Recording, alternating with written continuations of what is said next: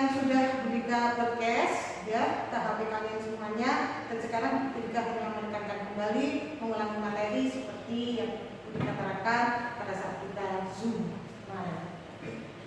Baik, teknologi itu berasal dari kata teknik ya. Teknologi berasal dari kata teknik. Kita sudah menerangkan yang kemarin bahwa teknik itu artinya cara. Terus logi itu berasal dari bahasa Yunani yang berarti logos, itu artinya adalah ilmu pengetahuan. Jadi teknologi itu artinya adalah tentang ilmu pengetahuan, bagaimana cara kita menyelesaikan permasalahan dalam kehidupan sehari-hari. Kalau sudah bicara tentang alat teknologi, maka muncul alatnya. Alat yang disertai ilmu pengetahuan tentang cara memudahkan manusia dalam aktivitasnya sehari-hari, maka dia menggunakan alat teknologi. Pada zaman dahulu orang sudah mengenal teknologi, tetapi sederhana, seadanya, di mana dia berada di lingkungan alam sekitarnya. Yang dia gunakan bahan-bahannya. Tidak usah jauh-jauh, kita sendiri aja bisa menciptakan sebuah teknologi yang paling sederhana. Tapi kalau dengan pengetahuan kita, contoh, kita membuka spidol ini aja, kita sudah tahu caranya. Ini adalah teknologi. Bagaimana cara penggunaan spidol di papan tulis ini? Dibuka tutupnya, dituliskan di papan. Ya. Ini sebagai alat tulis di whiteboard. Ini juga sebuah hasil teknologi. Nah, selanjutnya teknologi transportasi. Ini orang bingung, apa sih artinya transportasi? Dikatakan kembali bahwa transportasi adalah perpindahan suatu benda dari satu tempat menuju ke tempat lain, atau perpindahan suatu benda dari satu tempat ke tempat lain yang dituju. Benda tidak selalu barang, benda bisa juga manusia, benda juga bisa hewan. Jadi benda itu adalah benda hidup maupun benda mati. Transportasi adalah perpindahan benda dari satu tempat ke tempat lain yang dituju. Nah, orang berpindah tempat ke tempat yang dituju, dia berpikir, pakai apa aku harus pindah ke sana? Maka muncullah teknologi yang sangat sederhana yang disebut teknologi tradisional. Muncul yang paling sederhana dulu. Bagaimana sih orang berpindah? Bagaimana sih benda berpindah? Bagaimana sih hewan berpindah? Dengan cara ini manusia berpindah. Ada transportasi darat dulu. Hal yang paling mudah dia lakukan adalah jalan kaki. Berpindah dari satu tempat menuju ke tempat yang lain, yaitu dengan cara jalan kaki. Lalu muncul pemikiran berikutnya adalah dengan naik kuda. Naik kuda. Berpindah ke tempat yang lain. Maka dia menggunakan tenaga hewan, kuda. Naik unta, hewan unta ya, ada gurun-gurun pasir. Naik gajah. Kalau naik gajah itu zaman dulu malah dibuat untuk perang, khususnya di negara Thailand, ya, itu naik gajah. Lalu muncul lagi berusaha untuk naik sepeda, tapi dengan tenaga manusia juga. Nah, lalu muncul lagi perkembangan teknologi berikutnya dengan roda 3. Ini roda 3, 1, 2, 3, namanya becak. Sampai sekarang masih ada ya becak di beberapa tempat. Ada juga ini memindahkan barang pakai gerobak, didorong pakai tenaga manusia. Lalu kalau delman bisa 4 orang, 5 orang, ditarik tenaga hewan kuda. Kalau namanya pedati ini dulu ada, sekarang jarang. Ini ditarik hewan sapi. Biasanya ini membawa batu merah.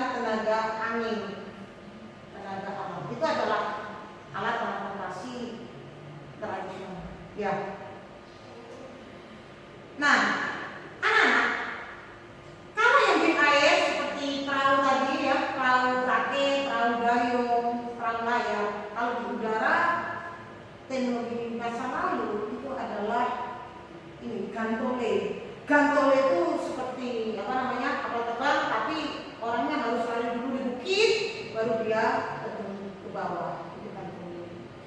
Ada juga balon udara, saat dia bakar lalu ke atas.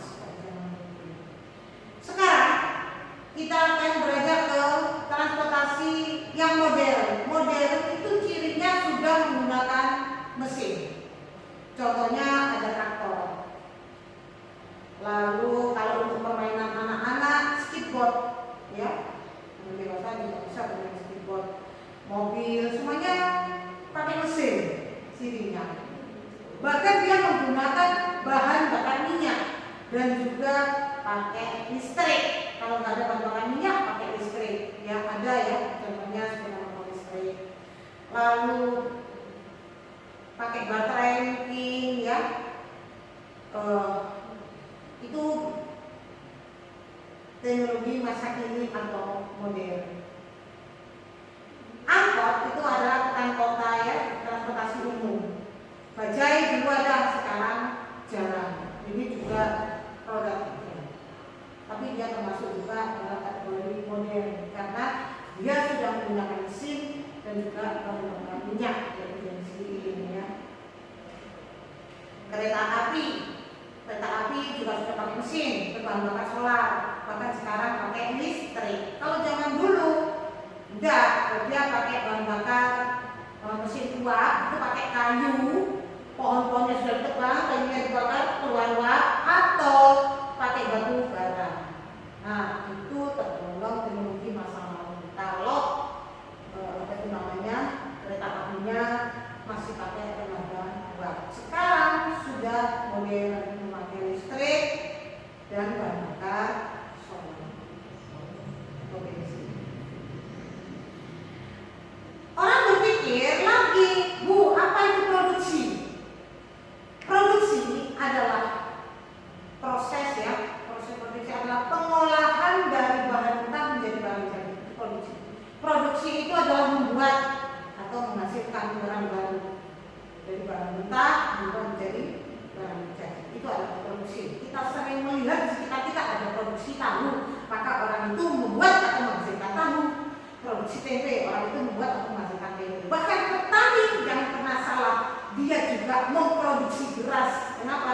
Dia menanam padi, menghasilkan beras, hasilnya itu adalah barang beras yang pertama. Itu juga produksi. Nah, alat-alat produksi ini tradisional pertanian, ini saya cenderung kepada pertaniannya yang mudah kita pahami, yang kita temukan dalam kehidupan sehari-hari. Ini dulu itu ada bajak sawah. Ini teknologi masa lalu. Bajak sawah saja dia menggunakan hewan, tenaga hewan. Lalu memakai cangkul atau pacul. Ini namanya cangkul atau pacul. Ini ada gunanya untuk menggemburkan tanah. Nih, di rumah juga punya, ya, orang tua. Nah, kalau ketakut orang-orangan, ini hanya untuk memudahkan mengusir, ya, orang-orang begini di sawah itu hanya mengusir burung-burung supaya burungnya itu tidak makan padi, supaya kita bisa panen, ya. Namanya ramon, ya. Lalu peralatan panen ini ani-ani. Ini teknologi masa lalu. Ini bentuknya ani-ani. Nah, fungsinya ani-ani, kata ini padi, dia itu cuma motong, dikulkas, tek, lalu patah, tek, lalu gitu. Itu adalah ani-ani. Kalau zaman sekarang itu gunting, omaknya. Ani-ani itu kayak gunting, tapi dia memotong batang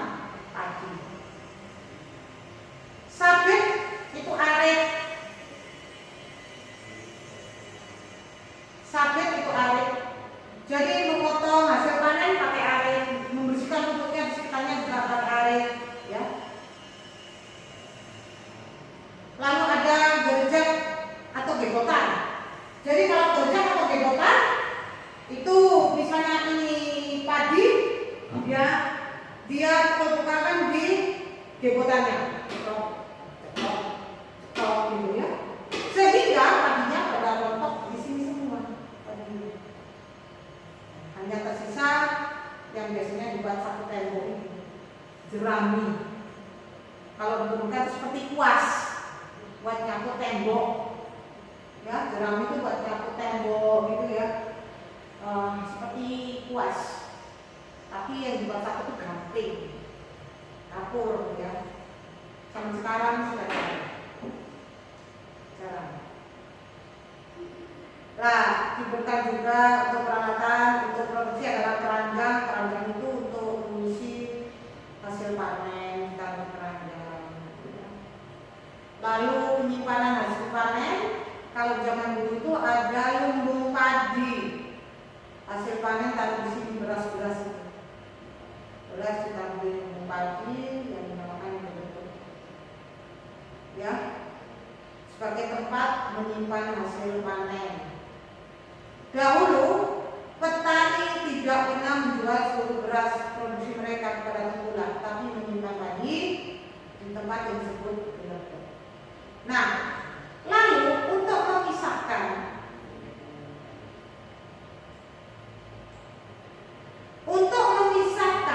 butiran padi itu dia menggunakan ini alu dan lesung. Ini lesung, ini alu. Kalau nyiu ini tampi.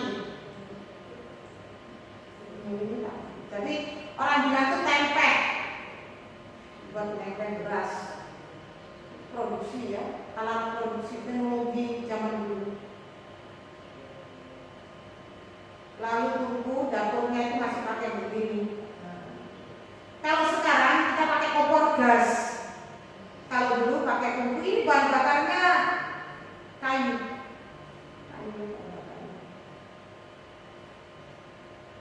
Nah sekarang, kalau zaman sekarang sudah tidak mengenal itu tadi. Alat produksinya sudah modern untuk anak aja. Kita sudah tidak menggunakan bajak ditarik oleh sapi, tetapi kita sudah pakai traktor, pakai mesin, ya, gitu ya, pakai mesin, pakai bahan bakar bensin. Selain itu, kita juga tidak pakai tungku seperti ini untuk menanak nasi, mengolah beras menjadi nasi tidak pakai seperti ini, tetapi sudah pakai kompor gas, bahkan pakai magicom yang cukup ditancapkan di listrik, nasi sudah matang. Lalu kita memilah butiran padi itu sudah tidak menggunakan gelembung tadi, melainkan pakai alat langsung yang namanya selepan. Ya, diselep, kemudian dimasukkan, sudah keluar butiran beras padi. Nah, sekarang kita lanjutkan apa itu komunikasi. Seperti Bu Rika sedang menyampaikan informasi sama kalian, Bu Rika sedang melaksanakan komunikasi sama kalian. Tapi sayangnya Bu Rika melakukan komunikasi satu arah. Padahal dalam komunikasi ada dua, satu arah dan dua arah. Kalau satu arah, Bu Rika hanya menyampaikan saja, kamu hanya menerima saja. Kamu tidak bisa langsung menyampaikan ketidaksetujuan atau apapun saat melihat tayangan ini. Itu adalah satu arah. Kamu hanya menerima informasi saja, Bu Rika hanya menyampaikan informasi saja. Tapi kalau Bu Rika sudah telepon sama kalian, halo apa kabar, kalian bisa menjawab apa kabar Bu Rika, baik juga. Itu dua arah, timbal balik. Saat itu juga kalian bisa menanggapi Bu Rika. Maka komunikasi kita, kamu bisa menerima, kamu bisa menyampaikan. Bu Rika bisa menerima, Bu Rika bisa menyampaikan, itu komunikasi dua arah. Sekarang kamu hanya melihat tontonan apa yang saya sampaikan saja, maka kalian sedang melakukan komunikasi satu arah. Nah, Bu Rika menyampaikan ini dengan cara lesan, dengan cara omongan, ya. Komunikasi Bu Rika dengan cara lisan. Komunikasi artinya menyampaikan atau menerima informasi dari satu pihak ke pihak lain yang dituju, agar yang orang lain yang dituju itu mengerti maksud dan tujuannya. Saya ulangi, Komunikasi adalah menyampaikan dan menerima informasi dari satu pihak ke pihak lain yang dituju agar mengerti maksud dan tujuannya. Budika sedang melakukan komunikasi sama kalian. Budika sedang menyampaikan informasi dan kamu sedang menerima informasi. Supaya kamu mengerti maksud tujuan saya. Tujuan saya adalah menyampaikan ringkasan materi di tema 7. Ya. Zaman dulu ada alat komunikasi. Dia di komunikasi itu ada teknologi juga. Kalau zaman dulu itu kan teknologi sederhana. Orang zaman dulu itu kalau di masyarakat Bali itu dia mengenal kul-kul. Biasanya ini kentongan. Nah ini kentongan ini kul-kul. Ini tandanya adalah sebagai tanda ada orang untuk berkomunikasi dengan dewannya, dengan Tuhannya. Kalau kita orang Muslim. Alat komunikasi tradisional antar masyarakat di Bali terbuat dari bahan kayu atau bambu. Bagian tengahnya terdapat lubang memanjang. Ya. Sekarang alat komunikasi juga itu adalah kalender Bali. Kalau kita besarkan seperti ini kalender Bali. Kalau kita kan kalender tanggalan begini ya. Kalau dia ada khusus kalender Bali. Namanya Tika. Siapa yang namanya Tika? Bukan berarti kalender Bali. Ya. Tika ini sejenis kalender Bali terbuat dari papan kayu dilengkapi dengan pahatan garis dipahat ini. Garis-garis kotak-kotak. Ya, kayak buku kotak bunga. Berbentuk kotak-kotak dengan simbol. Dalam Tika menggunakan model penanggalan tahun Saka, Pakuwon, itu yang menurut Bali digunakan menentukan musim tanam dalam pertanian. Jadi orang melihat kalender Bali ini sudah tahu artinya. Misalnya dia akan pasang paku di sini. Oh ini waktunya nanam. Semuanya orang melihat kalender Bali itu sudah tahu waktunya menanam. Nah ini termasuk alat komunikasi, tapi dalam bentuk isyarat. Isyarat, nggak perlu orang ngomong menyampaikan panjang lebar kali ini. Orang cukup melihat saja sudah tahu. Itu tadi isyarat dalam bentuk gambar. Ya, saya juga tulis. Ini termasuk juga bisa juga tulis. Ya. Lanjut. Keroncongan sapi. Ada namanya keroncongan sapi, bukan nama keroncong. Seperti ini bentuknya. Bandul dari kalung sapi, klonteng gitu ya. Bukan biasanya kan ditarik di kucing ya.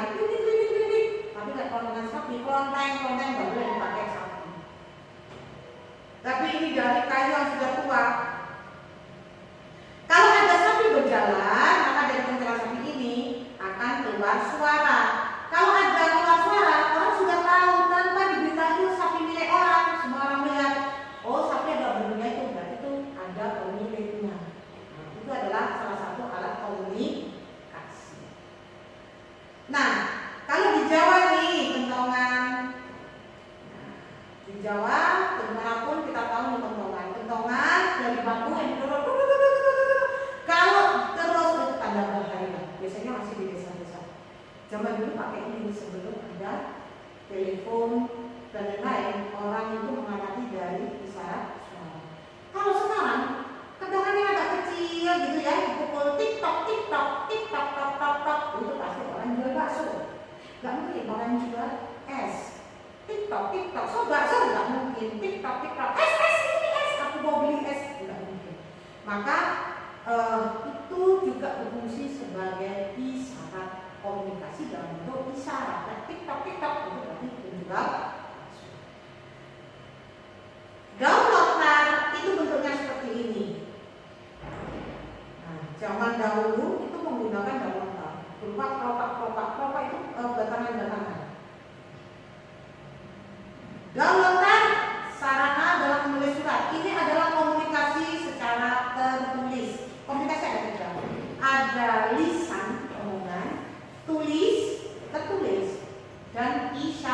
isyarat.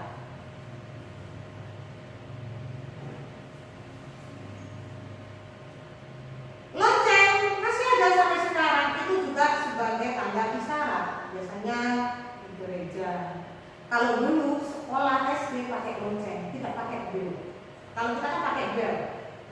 Assalamualaikum waktunya masuk ke dalam kelas. Kalau zaman dulu tidak pakai lonceng, peng peng tandanya masuk. Tapi kalau istirahat peng istirahat.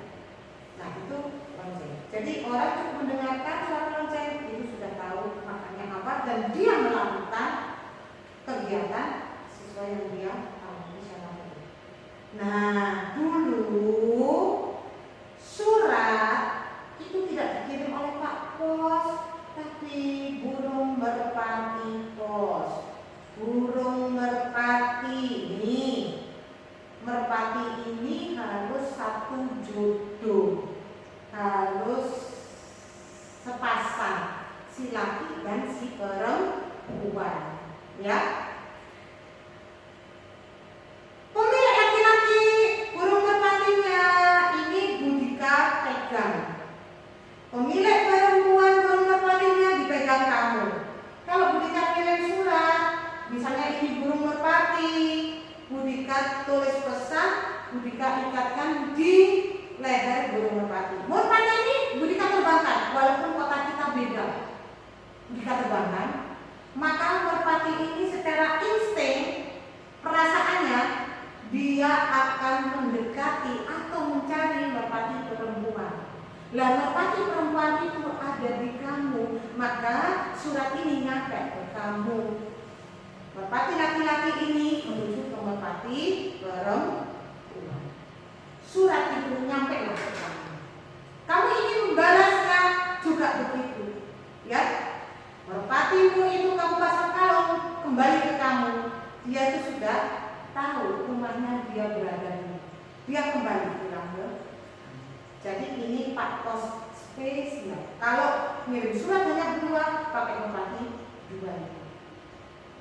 Kalau orang banyak, ya pakai merpati yang banyak. Ya. Sekarang, kamu pernah toh bikin ini? Pasti pernah praktek buat ini dengan teman di rumah, ya.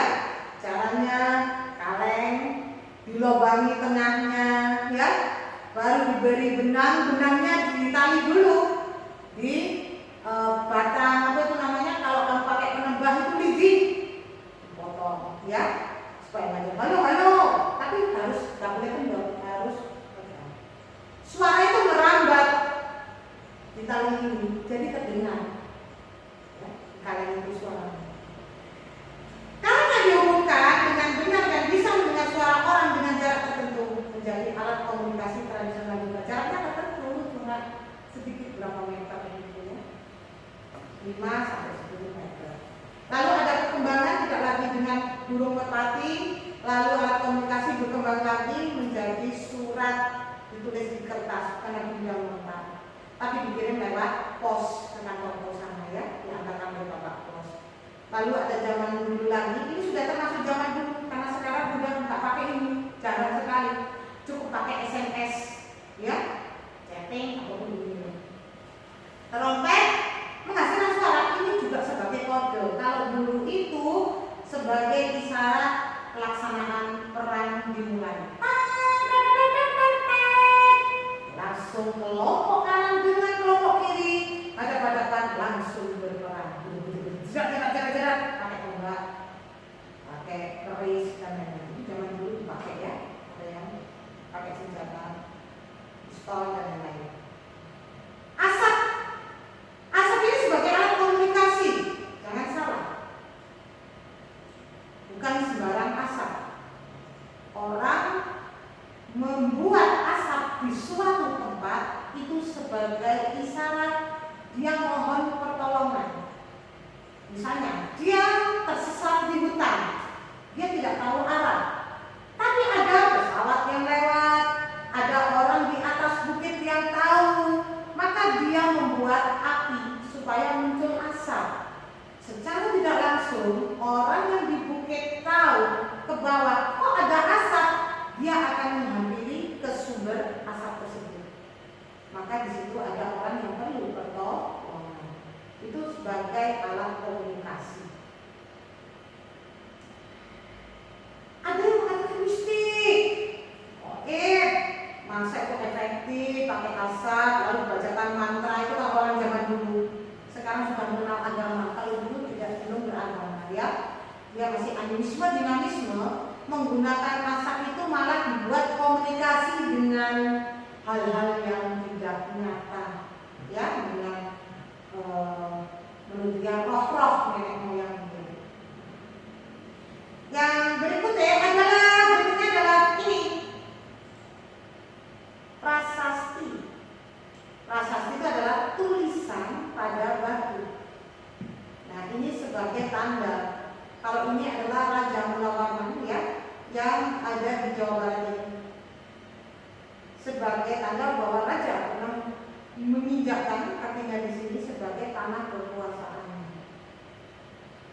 Prasasti. Telegraf dulu seperti ini alatnya, seperti mesin ketik, tapi koma ditulis dengan huruf koma. Contohnya begini: Adik segera pulang, koma, bapak sakit. Adik segera pulang, koma, bapak sedang sakit. Ini telegram.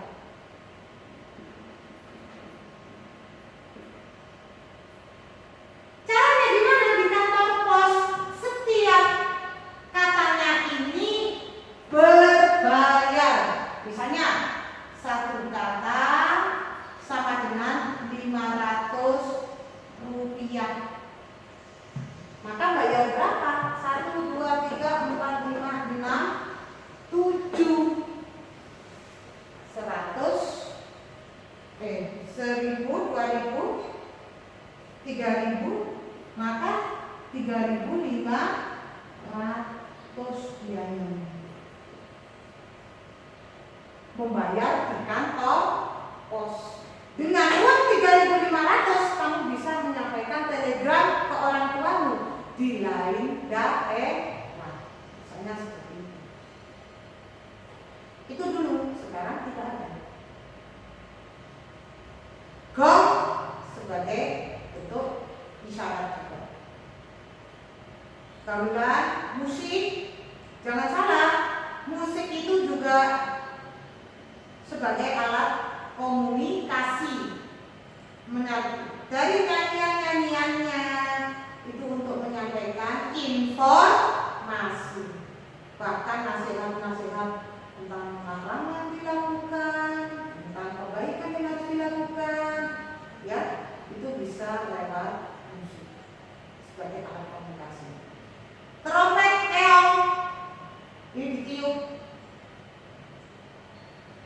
sebagai alat komunikasi juga, sebagai petanda. Itu ada di wilayah luar Pulau Jawa, masih menggunakan seperti itu.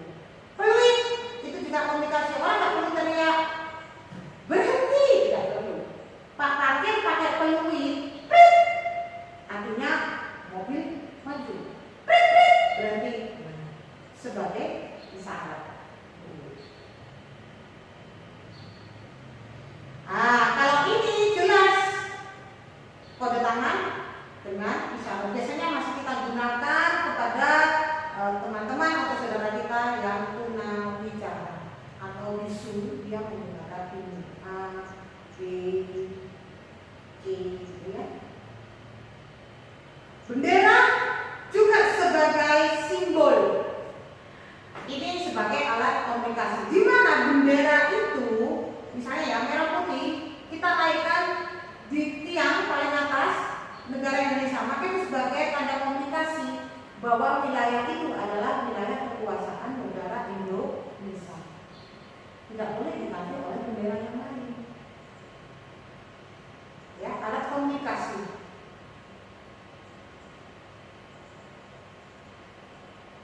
Lampu bisa digunakan sebagai sandi Morse, sebagai alat komunikasi. Jangan jauh-jauh sandi Morse.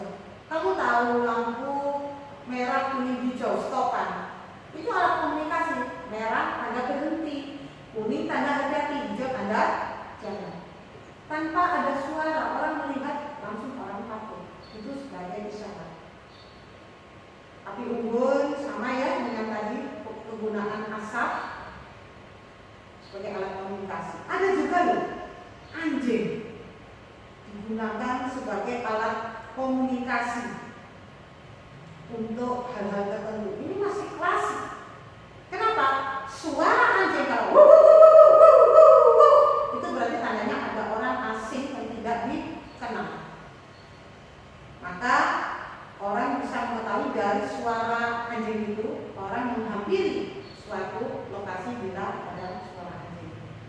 Bel yang melakukan suara mirip trompet, titet, titet, titet. Ini biasanya masih digunakan orang penjual, ya, pakpao masih menggunakan seperti itu. Itu juga alat komunikasi. Tongkat juga alat komunikasi masa lalu.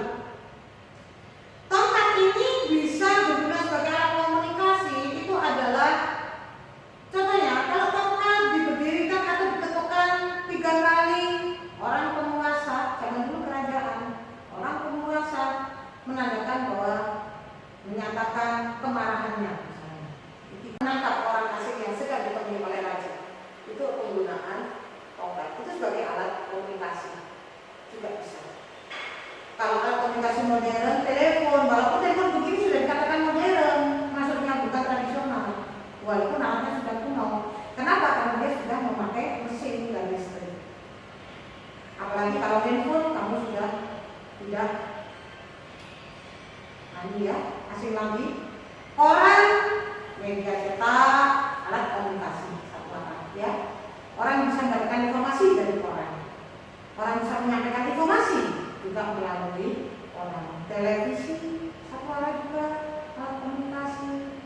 Kalau LCD ini hanya memudahkan ini. Sekarang kalau musim COVID ini, maka maaf ya, kalau LCD ini sebagai alat komunikasi. Saya menyampaikan ke kalian untuk dipermudah menyampaikan informasi melalui alat LCD. Kalau Veximail ini, Veximili ini tidak hanya telepon, tapi dia juga akan mengeluarkan kertas berupa kopian. Kalau misalnya kamu di rumahmu, kamu punya ijazah asli atau sertifikat asli, kamu scan, kamu copy, kamu kirim ke nomor telepon Veximili ini, maka di tempatnya berita akan keluar kertas scanan dari persis ya seperti fotokopian dari sertifikat atau ijazah kamu yang ada di rumah. Radio, alat komunikasi satu arah, menyampaikan apa saja. Kalau itu adalah sebagai alat pembantu dari alat komunikasi. Jaringan internet ini adalah alat komunikasi, ya. Email, chatting, alat komunikasi. Kalau jaringan internet adalah alat pembantunya saja supaya terjadi komunikasi dengan mudah. Radar ini alat komunikasi. Kita tahu misalnya pesawat musuh ada di mana posisinya. Tidak perlu teriak-teriak, tidak perlu mengintai ke tempat sana. Cukup di daerah titik mana kita tahu. Kita cukup lihat peta bahwa ada musuh di sana, maka semua bisa menuju ke area musuh berada. Dan di Turki itu HT sekarang masih digunakan para satpam biasanya, ya masih menggunakan HT. Ini lalu kalau ini pengeras suara aja, megafon, kalau kita lihat itu istilahnya kolak, ya kita gunakan sebagai alat pengeras suara supaya yang kecil bisa keras, bisa didengar oleh banyak orang dalam komunikasi. Kalau modem itu harus diisi data dulu baru disampaikan ke teman. Ini ya sudah tak masukkan di apa itu namanya di flash disk. Kalau modem ini hanya alat apa itu namanya untuk internet ya, pulsa internet.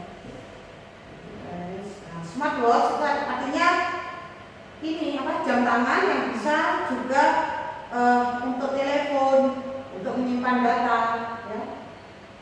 Fungsinya seperti apa tapi ada. Nah maksud saya ini CCTV. Sekarang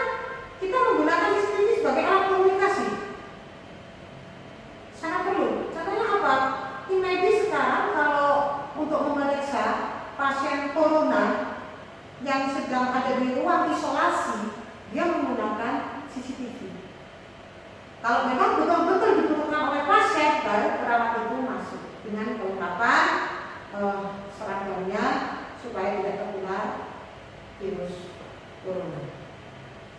Nah, anak-anak, itu tadi adalah tentang alat komunikasi. Sekarang sedikit Bu Dika terangkan yang sudah Bu Dika terangkan, yaitu tentang bahasa Indonesianya ya, materi kalimat utama.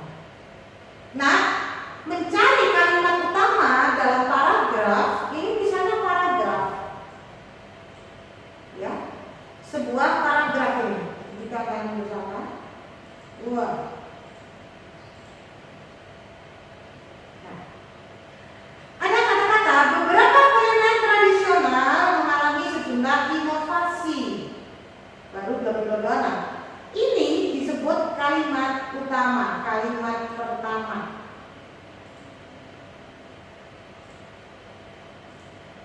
Kalimat pertama dalam paragraf ini disebut kalimat utama. Kenapa kalimat utama ini disebut kalimat utamanya? Karena dia di awal kalimat dan itu biasanya intinya. Sedangkan kalimat kedua ini hanya penjelasan. Beberapa kuliner tradisional mengalami sejumlah inovasi, tak terkecuali dengan cilok. Cilok ini adalah menjelaskan tentang kuliner tradisional. Jajanan tradisional khas Bandung ini tak hanya disajikan dengan cara dibungkus saja. Berarti tidak disajikan dengan cara dibungkus saja, dia menjelaskan dari istilah inovasi, perubahan. Melainkan biji cilok bisa diolah dengan cara dikuah, digoreng, bahkan dibakar. Ini lagi inovasi. Ini penjelasannya. Yang kelima, seperti namanya, varian cilok ini dibuat dengan cara digoreng lalu diberi sejumlah bumbu penyedap. Ini adalah inovasinya.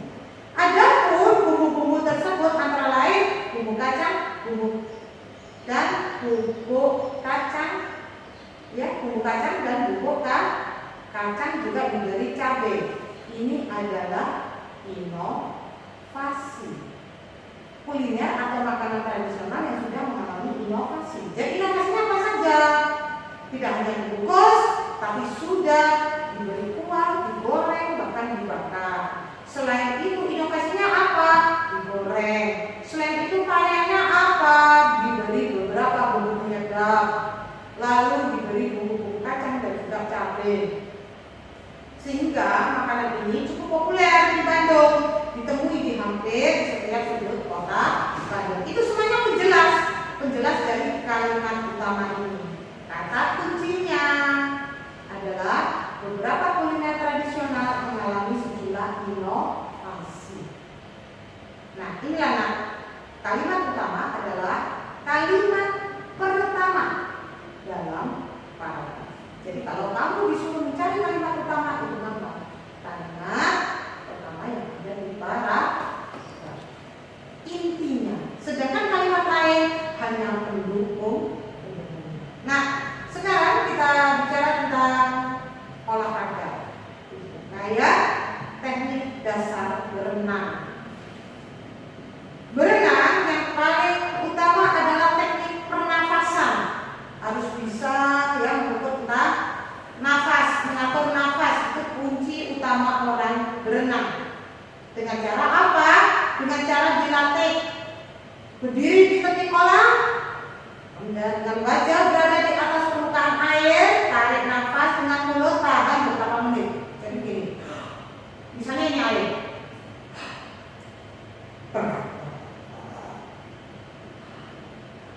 ambil tarik nafas lagi.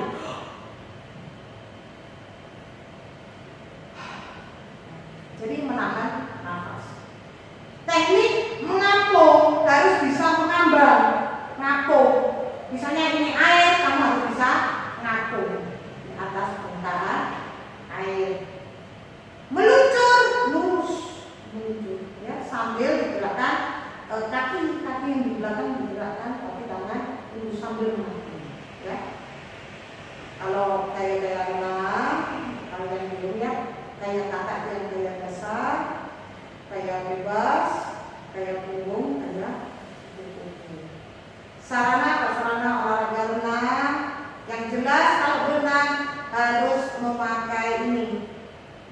pakaian renang. Kenapa? Tuh. Pakaian renang supaya kamu tidak tenggelam. Pakaian renang itu sudah dimodel sedemikian rupa supaya kamu itu aman di dalam air. Aktivitas di air itu supaya kamu aman, enteng, ringan, ya, tidak memberatkan. Lalu jangan lupa memakai pelampung, ya, pelampung. Sarana prasarana olahraga renang, alat-alatnya pakaian renang, pelampung, kacamata renang bila diperlukan, ya, kacamata renang. Lalu jelas ya, berenanglah. Yang paling aman adalah di kolam renang. Kenapa? Kalau di kolam renang kamu sudah bisa mengukur kemampuanmu, kapasitas kekuatanmu berenang di kolam renang itu. Kedangkalannya bisa kamu tempuh apa tidak, dalamnya itu. Terus tidak ada air yang memberiak, airnya tenang.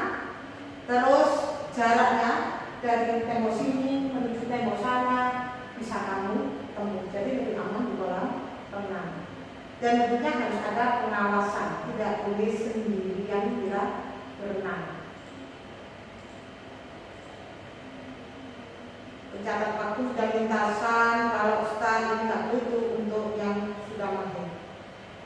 Peraturan renang ini ada di buku paket kamu, ya, tentang peraturan. Nah, peraturan itu dibuat supaya manusia itu disiplin, tertib. Tujuannya apa? Agar setiap manusia yang punya hak melaksanakan haknya, tidak merugikan hak orang lain. Maka perlu dibuatlah peraturan. Kalau orang zaman dulu sebelum ada peraturan itu norma itu juga aturan. Tapi bedanya norma dengan peraturan itu sudah tertulis.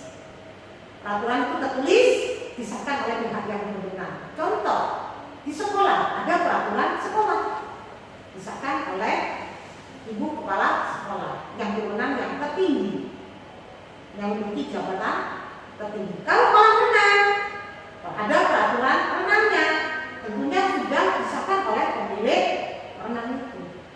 Supaya apa? Setiap orang yang menggunakan haknya di kolam renang itu tidak merugikan hak orang lain, bisa saling seimbang antara hak dan kewajiban setiap orang. Supaya orang itu apa sih gunanya peraturan? Supaya orang itu tertib, orang itu bisa rukun, bisa damai, ya, tidak berselisih, tidak bertengkar. Itu fungsi peraturan. Dalam sebuah kelompok, ini ada peraturannya di kolam-kolam renang. Contohnya apa? Peraturan di kolam renang, tidak boleh makan di kolam, tidak boleh kencing di kolam, ya, karena itu bisa berakibat apa? Yang lainnya nanti kena sakit penyakit kulit, ya. Tidak boleh berkejar-kejaran berlarian di bibir pinggiran kolam, misalnya nanti terpeleset, terbentur kepalanya di lantai bibir kolam, seperti itu, ya. Memakai pakaian renang, tidak boleh memakai celana jeans dan lain-lain masuk di dalam kolam, nanti kolam kotor, ya. Selain itu, karena bahan jenis itu berat, nanti pas nafas kita nggak sampai, kita bisa tenggelam. Baik, nah demikian yang Bu Dika sampaikan, cukup di sini. Semoga memberikan manfaat kepada kalian. Apa yang Bu Dika sampaikan adalah hanya pelengkap selama ini yang pernah Bu Dika sampaikan di saat Zoom meeting. Harapan Bu Dika, PAT kalian sukses. Selamat menjalankan ibadah puasa dengan penuh. Jangan pernah melupakan sholat 5 waktu dan juga tarawih. Wassalamualaikum warahmatullahi wabarakatuh.